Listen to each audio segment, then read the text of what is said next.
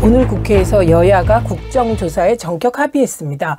여야는 2023년 예산안이 통과된 직후 기관보고, 현장 검증, 청문회 등을 진행하기로 했으며 대통령실, 국무총리실, 행안부, 대검, 서울시, 용산구 등이 이태원 참사 기관보고 대상에 들어갔습니다.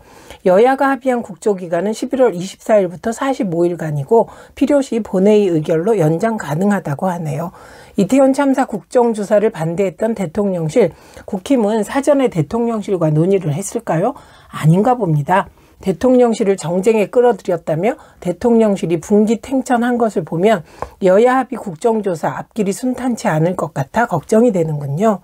국힘의 기류 변화는 어제부터 감지되기 시작했다고 합니다. 국힘 주변에서 수사도 할 만큼 하지 않았나? 158명이 희생됐는데 어떻게 국회가 가만히 있느냐? 최근 대통령실 언론 대응이 너무 나갔다는 등의 말이 흘러나오더니 오늘 아침 공개적으로 국조를 논의할 시기가 됐다는 주장이 나왔습니다. 국힘 내 강경파로 분류되는 조수진 전 최고위원, 오늘 오전 한 라디오 시사 프로에 출연해 도어 스태핑을 세련되게 바꾸어야 한다. MBC 사태는 홍보수석실에서 접근을 대단히 잘못했다. 국정조사 논의할 때 됐다는 타협적 주장을 쏟아냈죠. 국힘은 왜 이태원 참사 국정조사에 합의했을까요? 무엇보다 어제 있었던 이태원 참사 유가족들 기자회견 영향입니다.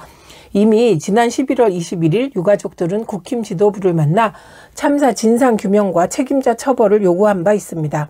그 자리에서 국힘 지도부는 원론적인 수준의 답변을 했고, 유가족들은 이태원 참사가 정부의 간접살인이라며 사과도 책임자도 없는 윤석열 정부의 참사 대응을 비난했습니다.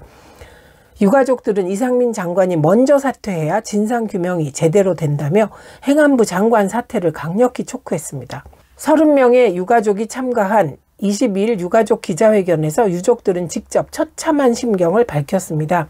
유족들은 그날의 진실을 투명히 조사하여 우리 아이들을 영정도 위패도 없는 불쌍한 영혼으로 만들지 말아달라 호소했으며 사망시간, 사망 위치, 사망 원인도 모르는 채 자식을 떠나 보낼 수는 없다고 절규했습니다. 국조든 뭐든 이태원 참사의 진상규명을 위해 나서달라는 유가족의 호소를 국힘도 외면할 수 없었을 겁니다. 외면한다면 여론의 질책은 더 심해질 테니까요. 참사 후 지속되는 정부 여당 비난 여론도 무시할 수 없었을 겁니다. 대한민국 수도 한복판에서 158명의 목숨이 희생됐는데 정부 여당은 진상규명은커녕 누구 한 명 진정한 사과조차 하지 않은 채 현장 경찰, 현장 소방관들에게만 책임을 묻고 꼬리 자르기에 치중해왔죠. 당연히 무책임한 대통령과 정부 여당에 대한 국민 여론이 갈수록 험해지고 있으니 신경이 안 쓰일 수가 없었을 겁니다. 예산안 협상도 한 변수였겠지만 국힘 일각에선 좀 더 근본적인 변화가 감지되기도 합니다. 대통령 단임제 하에서 대통령이야 상대적으로 느긋할 수 있지만 국회의원은 다르죠. 윤석열 대통령의 불통 국정 운영이 계속될 경우 22대 총선에서 국힘은 영남 빼곤 다 질 수 있다는 위기감이 팽배하다는군요.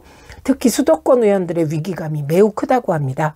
아무리 총선이 1년 6개월 남았다지만 윤석열 스타일의 국민 염증식의 언론 헤드라인이 뽑히는 상황이고 20%에서 30% 초반 박스권 지지율에 갇힌 대통령과 영부인에 대한 잇따른 구설수들, 결정적으로 MBC 전용기 탑승 배제와 그 후 폭풍에 국민의힘이 윤석열과 거리두기에 들어갔다는 관측이 나오는 것도 무리는 아니겠죠. 국정조사를 통해 참사 진상이 규명되고 책임자 처벌이 제대로 이루어져 유가족들의 한이 풀리기를 진심으로 바랍니다. 최민희였습니다.